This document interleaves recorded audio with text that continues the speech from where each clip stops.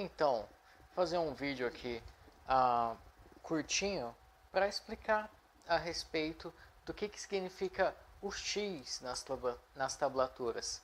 O X ele pode significar muita coisa. Geralmente é um som percussivo, é um som seco, certo? Então, em 90% dos casos, vamos dizer assim, o X ele representa uma nota que a gente vai tocar sem apertar a casa totalmente, certo? Por exemplo, se eu apertar a casa a 100% da força necessária, vai sair, né, uma nota plena. Se eu apertar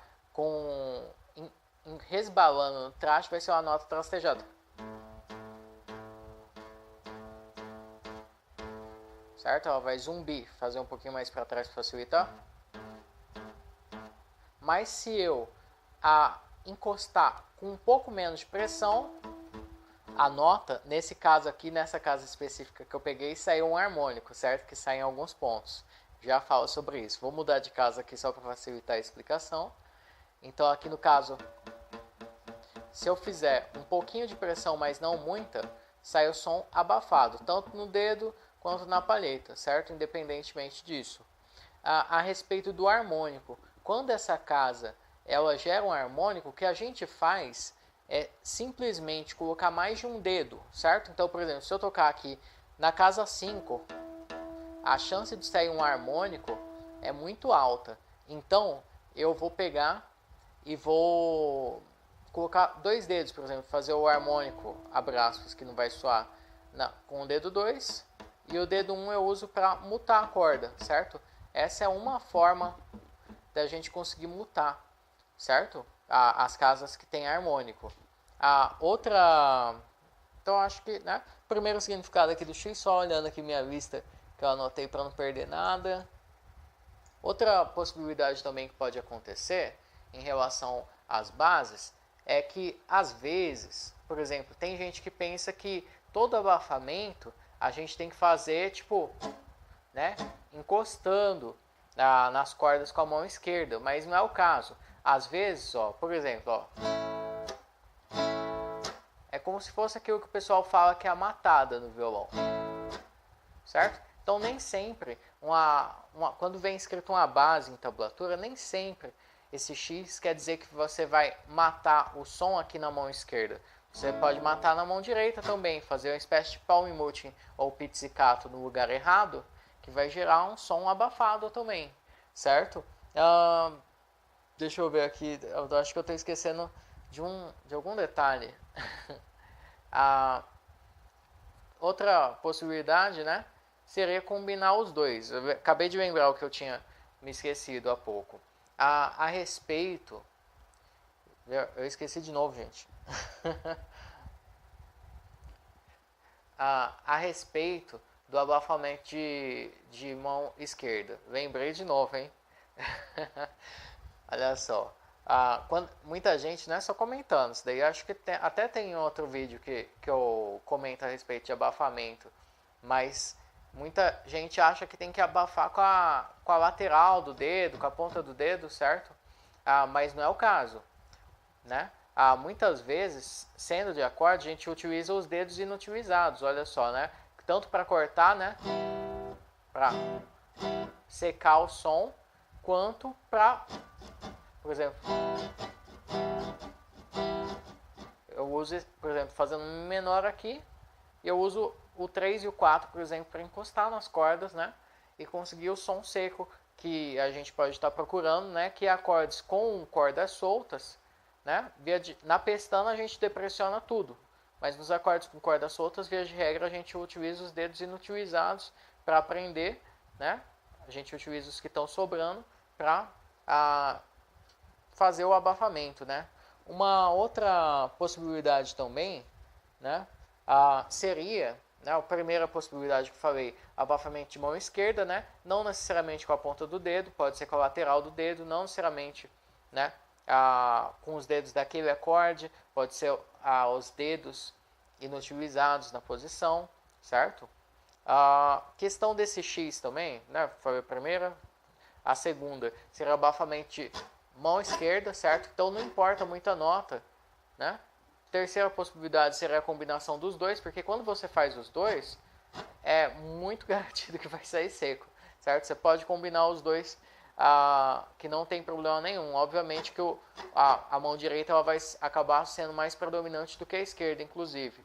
Nas técnicas de abafamento, a gente vai ter o seguinte: essa nota que a gente toca, esse X, ele não vem escrito a casa. Então, via de regra, ele é próximo da região que a gente está tocando. Então, sei lá, faz de conta que eu tivesse que fazer duas abafadas aqui na quarta corda e tocar duas notas na segunda e terceira. Certo? Então, no caso, por exemplo, quem já toca coisas desse estilo, por exemplo, sabe que geralmente isso vai estar dentro da escala pentatônica, geralmente vai ser o dedo 3, que às vezes essa nota ela nem era intencionalmente que ia ser uma abafada, é uma nota meio mal apertada que saiu no solo, etc. Né? Então tem disso. Esse é um aspecto. Né? Outro... Né? Então a digitação, né, ela é muito, para a gente saber o dedo certo, a maneira certa, é muito idiomático, é muito de conhecer o contexto que aquilo está inserido, né? Mas falando a questão da nota abafada, ela tem uma nota. Quando eu toco, por exemplo, sei lá, fazer aqui com 3 dedos, para garantir que não vai soar o harmônico, ó, certo? Tô encostando, fazendo o harmônico aqui com o dedo 3 e tô abafando a corda com os outros dedos que estão sobrando, para garantir que vai sair mutado mesmo.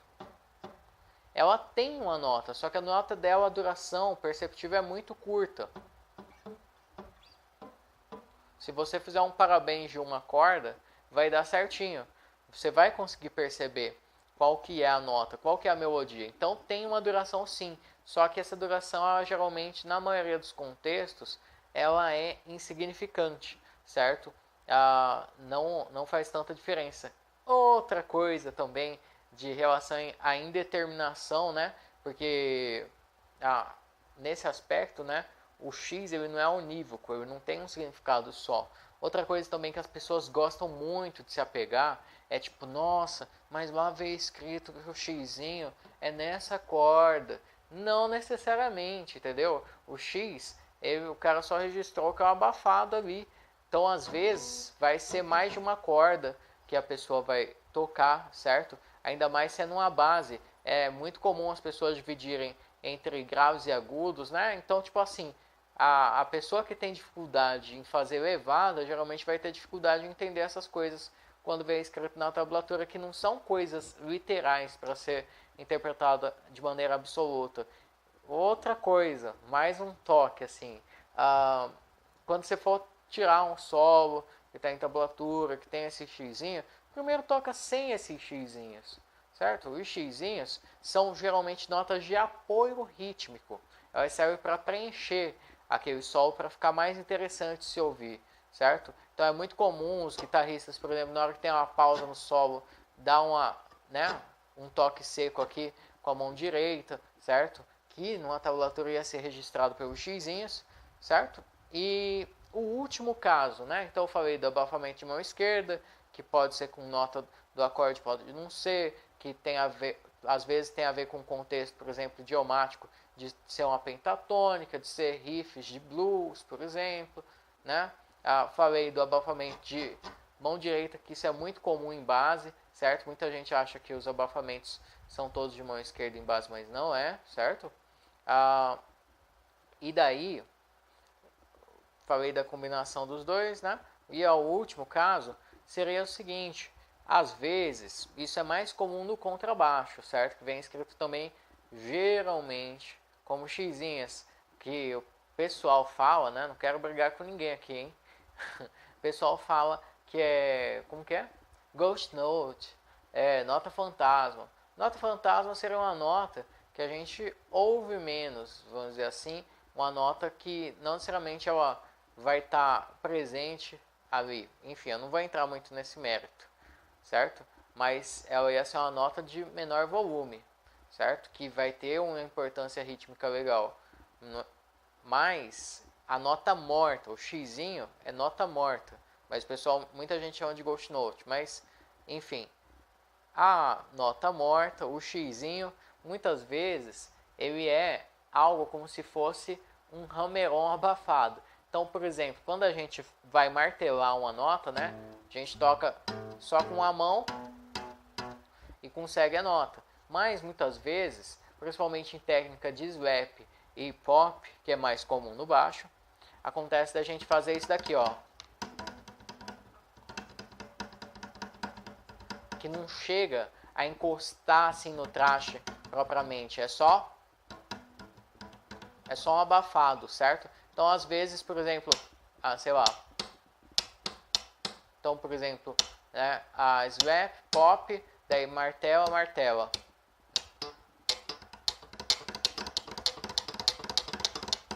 Então, isso daqui vai vir escrito, né, como sendo um xizinho, certo?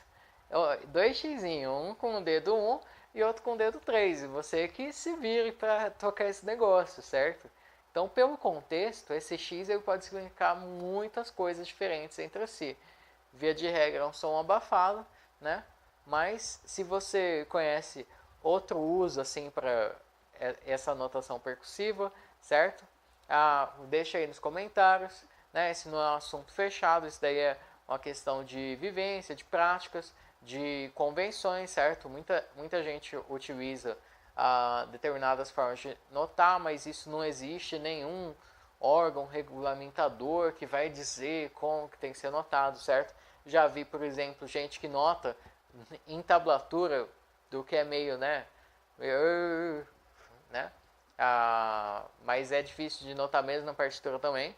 As percussões como sendo xizinho. Daí é tudo xizinho, às vezes xizinho entre parênteses. Você tá entendendo?